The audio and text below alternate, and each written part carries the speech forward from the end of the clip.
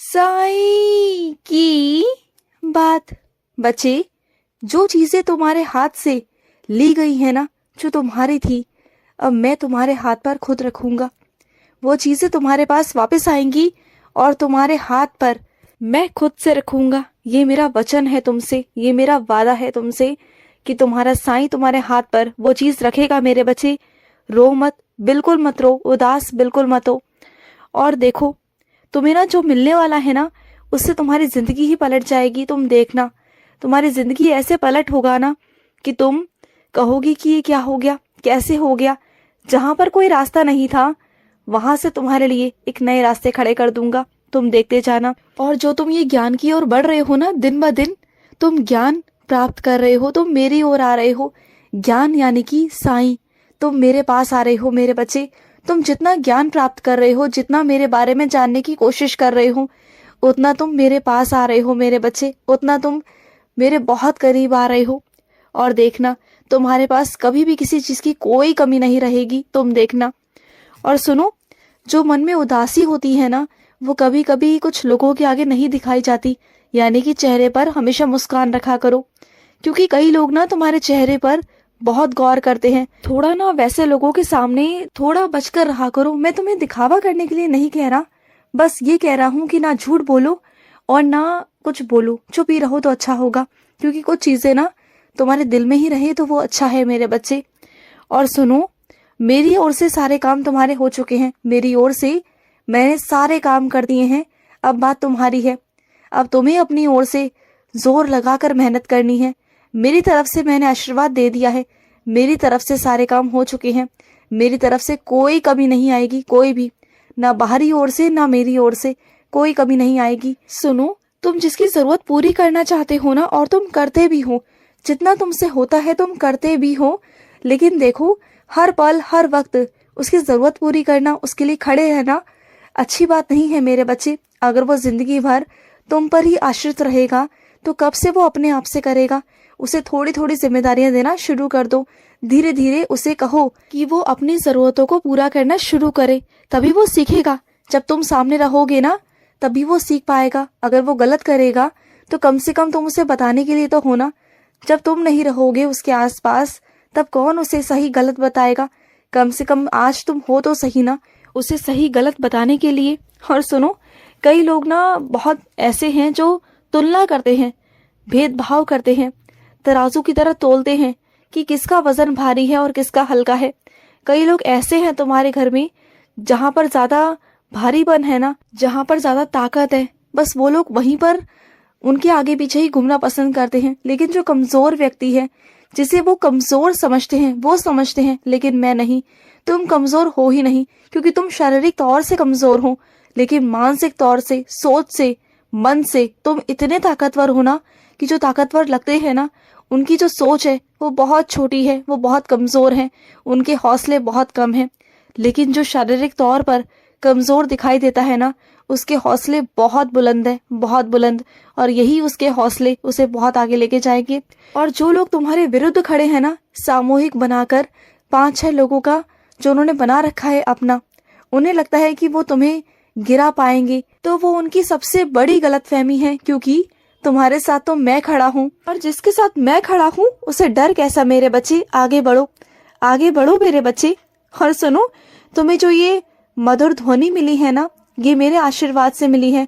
इसलिए मिली है कि तुम अपने इस मधुर ध्वनि से ना मेरे भजन गा सको, मेरा नाम ले सको, और जगह जगह मेरा प्रचार कर सको। तुम्हें कहीं भी अगर मेरे भजन कीर्तन गाने के लिए कहा जाए, मेरी आरती गाने के लिए कहा जाए ना, तो गाया करो। वो मौका वो तुम्हें दुनिया नहीं देती, वो मौका मैं तुम्हें देता हूँ कि तुम्हारी आवाज और भी लोगों तक पहुंचे, और भी जगह जाए, बहुत जगह फैले, तुम बहुत नाम कमाओ अपना। मैं चाहता हूँ कि तुम ऐसा करो। मुझे पता है कि तुम मुझसे बहुत नाराज हो, अपनी नाराजगी को जता रहे हो, और तुमने मुझसे ये भी कहा है कि बाबा, मेरी भक्ति का मजाक मत उड़ाओ। तो मैं नहीं उड़ा रहा तुम्हारा मजाक, मैं कभी नहीं उड़ा सकता अपने बच्चे का मजाक। और सुनो, जो तुम चाह रहे हो ना, जो तुम लेना चाह रहे हो मुझसे, तो ठीक है, मैं तुम्हें देता हूँ। लो उसे और स्वीकार करो, लो उसे। तुम्हें कभी कभी ऐसा लगता है ना कि जो तुम मेरी पाठ पूजा करते हो वो सब व्यर्थ जा रहा है। तुम्हें ऐसा लगता है कि जैसे तुम्हारे सामने एक पाषाण है, एक पत्थर है, जिसको तुमने अपने घर में बिठा कर रखा हुआ है। श्रद्धा सबूरी सब बेकार है। तुम्हें कभी कभी ये भी लगता है कि बाबा तो है ही नहीं। तो सुनो मेरी बात को, कभी ऐसा लगे ना तो मेरा अभिषेक करना, मेरे चरण पकड़ कर देखना। तुम जब छूओगे ना मेरे चरण को तो तुम्हें अनुभूति होगी, तुम्हें मालूम पड़ जाएगा कि साईं है कि झूठ है। तुम्हें सब साबित हो जाएगा अपने आप। किसी और को साबित नहीं करवाना मुझे, तुम्हें करवाना है।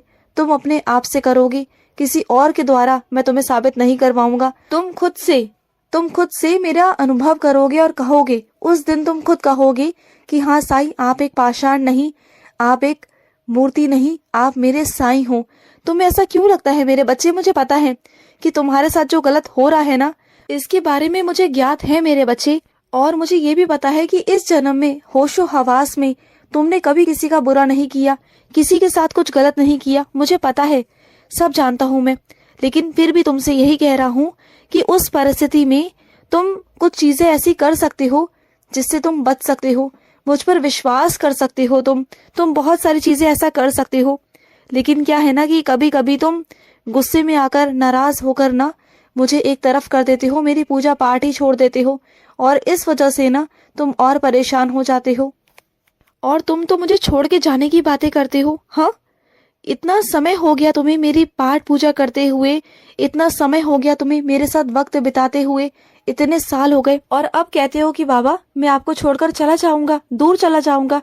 ऐसे कैसे जा सकती हो तुम? जैसे तुम्हें मेरी जरूरत होती है ना, ऐसे तुम्हारे बाबा को, तुम्हारे बूढ़े बाबा को, तुम्हारे बूढ़े बाबा की आंखों को तुम्हारी जरूरत है। जब तक वो तुम्हें नहीं देखते ना, मुझे चैन नहीं आता मेरे बच्चे। क्या तुम अपने बाबा की लाठी नहीं बनना चाहते? अधिकतर लोग मेरे पास आते हैं परेशानियां लेकर, अधिकतर लोग मेरे पास आते हैं अपनी इच्छाएं लेकर, सिर्फ मेरे दर्शन मात्र को आते हैं। दर्शन मात्र को आते हैं या फिर घूमने आते हैं, बस देखने आते हैं कि शिरडी कैसी है, क्या है, बस वो देख कर चले जाते हैं। उसके बाद तो उन्हें याद भी नहीं रहता कौन सा बाबा, कहाँ का बाबा, क्या, उन्हें कुछ याद नहीं रहता। जब उनकी सारी इच्छाएं पूरी हो जाती है ना तो वो याद ही नहीं रखते। लेकिन तुम जैसे मेरे को चुनिंदा बच्चे होते हैं जो सिर्फ मेरे लिए आते हैं, जो मुझसे मिलने आते हैं, जो अपने बाबा को जानते हैं। हाँ, मानता हूँ कि मेरी गलती है, मैंने तुम्हें जवाब नहीं दिया। लेकिन क्या है ना मेरे बच्चे, जब मैं मौन धारण कर लेता हूँ ना, तब ये समझ जाया करो कि मैं तुम्हारे लिए कुछ बेहतरीन कर रहा होता हूँ, कुछ अलग सा कर रहा होता हूँ। इस बात को तुम समझा करो। और इस पल में तुम अगर मुझे अकेला छोड़कर चले जाओगे तो कैसा लगेगा मुझे, सोचा है तुमने कभी? जैसे तुम्हें अपने साईं की जरूरत है, मुझे भी तुम्हारी जरूरत है। और तुम्हारे साईं ने देखा है मेरे बच्चे, जिन बच्चों की तुमने सेवा की है ना, थरथराते कांपते हुए हाथों की सेवा तुमने की है, जो भूखे थे, जो प्यासे थे, उनकी आत्मा को तुमने तृप्त किया। तो ऐसे कैसे मैं भूल जाऊं तुम्हारी सेवाएं मेरे बच्चे? हाँ, मानता हूँ कि मेरी कुछ गलतियां थी, लेकिन इसका मतलब ये तो नहीं ना कि तुम अपने बाबा को भूल जाओ। तुमने जिन लोगों के आंसू पोंछे हैं ना, अब मैं तुम्हारे आंसू पोंछूंगा। मैं आ रहा हूँ तुम्हारे पास हमेशा हमेशा के लिए। तुमने जो पशु पक्षियों की सेवा की है, जो उन्हें दाना डाला, जो तुमने पानी पिलाया, पेड़ पौधों की सेवा की, तुमने सफाई की, मैं हर सेवा को तुम्हारी देख रहा था मेरे बच्चे। बस मौके की तलाश में था कि मैं तुम्हारे पास कब आऊं और कब तुम्हें आशीर्वाद दूं। लेकिन अब वो मौका आ चुका है मेरे बच्चे। और सुनो, अब दूर जाने की बातें मुझसे बिल्कुल भी मत करना। तुम मेरे पास रहोगे हमेशा हमेशा, और मैं तुम्हारे हमेशा पास रहूंगा। मेरा आशीर्वाद है तुम्हारे साथ, और तुम्हें कुछ भी गलत नहीं करना। मैं तुम्हें कुछ गलत नहीं करने दूंगा। अब से तुम खुश रहोगे। मैं आशीर्वाद दे रहा हूँ तुम्हें, बहुत सारा आशीर्वाद। जहां भी खड़े हो जाओगे ना, वहां सफलता तुम्हें हासिल हो जाएगी। ये मेरा आशीर्वाद है तुम्हारे साथ। खुश रहो। आज का रात्रि साई संदेश समाप्त हुआ।